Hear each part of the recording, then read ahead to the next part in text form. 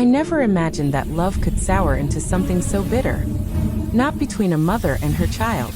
Yet as I sat alone in the parlor that evening, the ticking of the grandfather clock echoing against the walls, I could feel the distance between my son and me more sharply than ever before.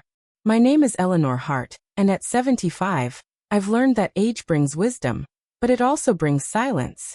My husband, Charles, has been gone for nearly 2 decades, and though I still speak to his photograph every morning, the house has grown colder with each passing year. It was once filled with laughter. Andrew's laughter, my sweet boy who used to bring me wildflowers from the garden, his little hands stained with dirt and pride. But the boy I raised isn't the man who visits me now. Andrew and his wife, Vanessa, live across town in a modern glass house that looks like it was built more for appearances than for warmth. They rarely come by unless they need something, money mostly. I used to give without question, believing a mother's duty never ends. But lately the requests have turned into demands, their tone sharper, their gratitude thinner. And then there were the whispers. Last month, I overheard Vanessa speaking on the phone in the kitchen when she thought I was asleep. Yes, everything will be settled once it's done. The will is ready. He just needs to sign. Her voice trembled slightly, but not with guilt, with anticipation. When she saw me standing there, she smiled too brightly and asked if I wanted tea. Something inside me cracked that night. I began noticing small things. Documents missing from my study, calls from my lawyer that were abruptly cut off, and a peculiar coldness from Andrew whenever I spoke about the future. He would brush me off saying, "Mother, let us handle things now. You've done enough." A week ago, he called unexpectedly. "Mom," he said with a voice so sweet it almost fooled me. "We're having a family dinner, just us. To celebrate you." Celebrate me. The words felt wrong, like they were coated in honey hiding something sharp beneath. But I accepted. Not out of trust, but out of need. I needed to know what they were planning, and perhaps, deep down, I wanted one last chance to see if my son still had a heart. The day of the dinner, I polished the silverware Charles had bought for our 10th anniversary. Each reflection reminded me of a happier time. Of Sunday breakfasts and birthday cakes. Of the smell of roses that used to fill this house. I placed 6 candles on the table, though only 3 of us would sit there. Old habits die hard. When Andrew and Vanessa arrived, the house seemed to grow smaller, the air thicker. Vanessa wore red, a color that looked more like warning than celebration. Andrew hugged me, but his arms were stiff, his eyes darting to the table as if confirming something unseen. They brought the wine, an expensive bottle with a ribbon tied around the neck. "Your favorite," Vanessa said. "We wanted tonight to be special." I thanked her, though my heart trembled. As I watched her pour the drinks, something in me stirred, an instinct, a whisper from the years of motherhood that never truly fade. Her hand shook slightly. She poured mine last. Then she smiled, but her lips didn't reach her eyes. That's when I knew. Something was terribly wrong. I sat at the table, smiling as the candles flickered between us, masking my dread.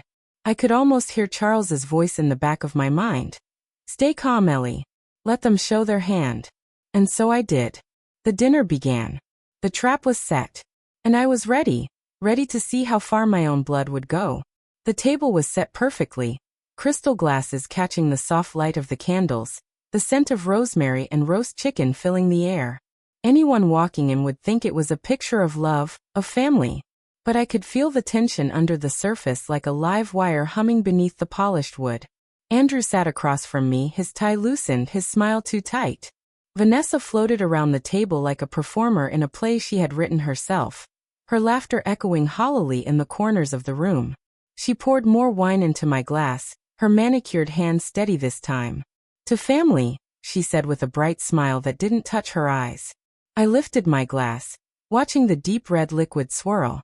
My hands trembled slightly, not from age, but from the storm I was holding inside. My mind replayed every moment that had led to this dinner. The whisper on the phone, the missing papers, the sudden kindness. "To family," Andrew echoed, clinking his glass against mine. His gaze flickered away too quickly, as if he couldn't stand to meet my eyes. We drank, or rather they did. I brought the glass to my lips and let the wine brush my tongue without swallowing. It tasted faintly metallic, A sharp tang that didn't belong to the Merlot I used to love. My stomach turned. My suspicions solidified into certainty. Vanessa leaned back, satisfaction glowing on her face. "It's so good to see you eating well, Mother," she said sweetly. "We've been so worried about you being alone in this big house." "Is that so?" I replied, keeping my tone soft. "Funny, I haven't seen much of you lately to notice your concern." Andrew shifted in his chair, his jaw tightening. "Mom, don't start. We're trying to have a nice evening." I smiled faintly. Of course. A lovely evening. A toast to family. What could be nicer? They laughed nervously.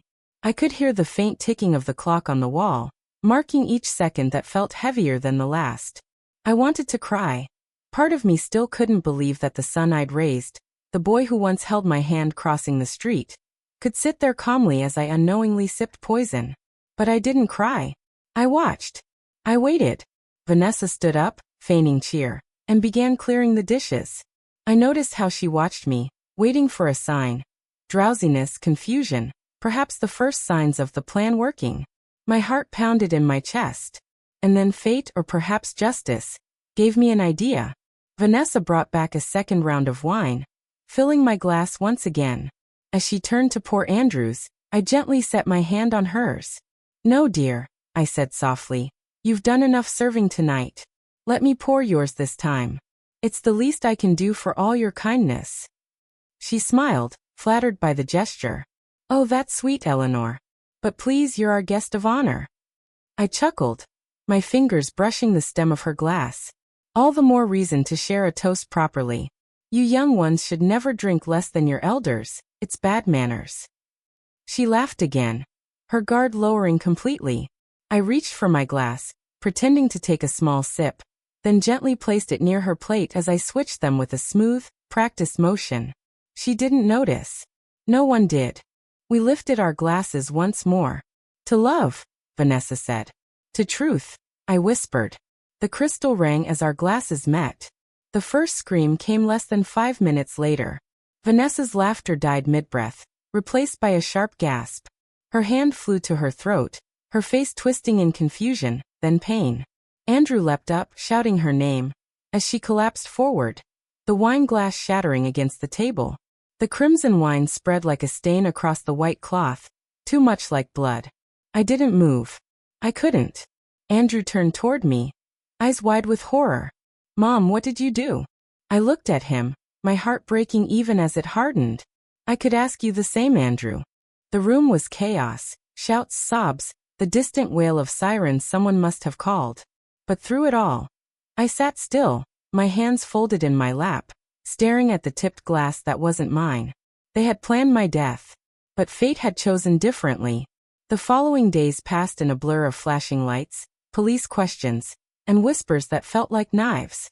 The paramedics had tried everything, but Vanessa was gone before she reached the hospital. The poison, cyanide, as the investigators later said, had worked too swiftly. The very thing meant for me had stolen her life instead. I didn't feel relief. Not then. Only shock. Only the crushing realization that my son, my own flesh and blood, had planned to murder me. At first I was silent. I sat in the cold metal chair of the interrogation room, my hands folded neatly in my lap, my eyes fixed on the small mirror that hid the faces of the officers watching. They asked me to explain what had happened at dinner. I told them the truth, every word of it. "I didn't pour the drink," I said quietly. "My daughter-in-law did. She said it was my favorite wine. I just switched glasses. Something told me to." The detective, a kind-eyed woman named Harper, studied me for a long moment. "Mrs. Hart," she said softly, "do you have any reason to believe someone wanted to harm you?" I looked down at my wrinkled hands.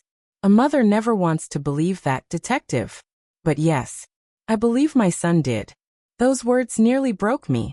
Andrew was taken into custody 2 days later. He didn't even look at me when they let him out of the house. He shouted to the cameras that I'd gone senile, that I was lying, that I'd murdered his wife in some confused act of vengeance. The world seemed to tilt around me.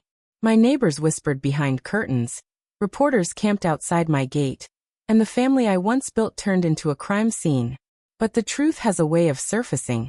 even through the darkest waters. Detective Harper found documents hidden in Andrew's office. Insurance policies signed under my name, recently updated to make him the sole beneficiary. There were also bank transfers, drafts of a forged will, and most damning of all, a series of text messages between him and Vanessa. "It's almost done. Just make sure she drinks it all. We'll be free by next week." When the evidence came to light, I thought my heart would stop. I'd known betrayal before, friends, money, even family disappointments. But this was beyond cruelty. This was the murder of love itself. The trial was swift. The media called it the Heart House poisoning.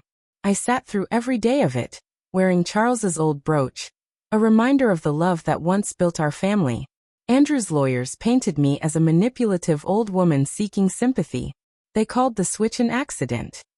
But Harper's testimony was unwavering, and the jury saw the truth. When the verdict came, guilty of attempted murder and insurance fraud, Andrew finally looked at me for the first time in months. His eyes, once full of boyish laughter, were hollow now, filled with fear and regret. "You were supposed to trust me," he whispered, as they led him away. "I did," I said, my voice steady but soft. "That was my mistake." The courtroom fell silent. In that moment, I realized something painful yet freeing. Sometimes revenge isn't a blade, it's survival.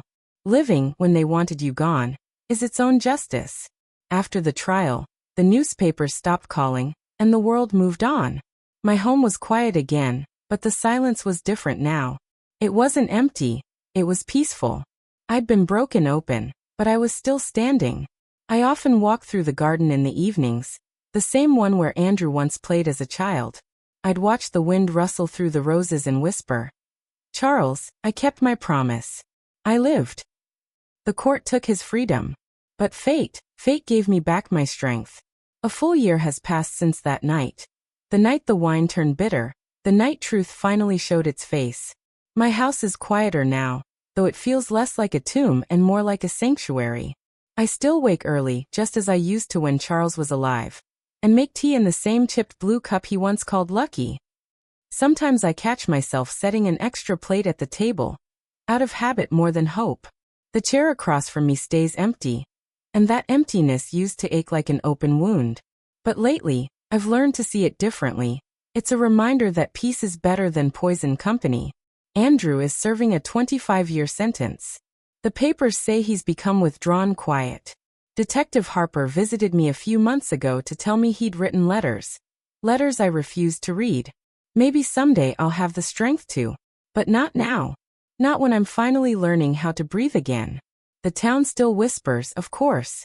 Some call it justice, others call it tragedy. They say I'm the woman who cheated death. Perhaps I am. But what they don't understand is that I didn't win that night. I lost everything I loved. My son's face still haunts me in dreams. His eyes filled with the same fear and confusion I once saw when he scraped his knee as a child. Except now, it's not blood that stains him, it's guilt. Yet amid all this, I've found a strange kind of clarity. I've reopened the old library in my house, dusted the shelves, and filled the room with flowers every morning. It's my way of keeping life in these walls. Sometimes, neighborhood children visit to read, their laughter echoing through the hallways that once held arguments in silence. I tell them stories, of love, of loss, of choices.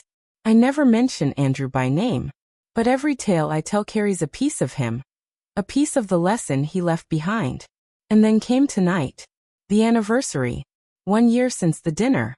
I cooked for myself, just as I did that night. Roast chicken, garlic potatoes, and a small glass of red wine. The same kind. I set the table for 3. 1 for me, 1 for Charles, 1 for the memory of the family I once had. The candles flickered softly, painting the room in gold and shadow. As I lifted my glass, I felt the tears come. Not of grief this time, but of gratitude. To family, I whispered into the quiet. To truth. And to learning that survival isn't selfish, it's sacred. The wine burned slightly as it went down.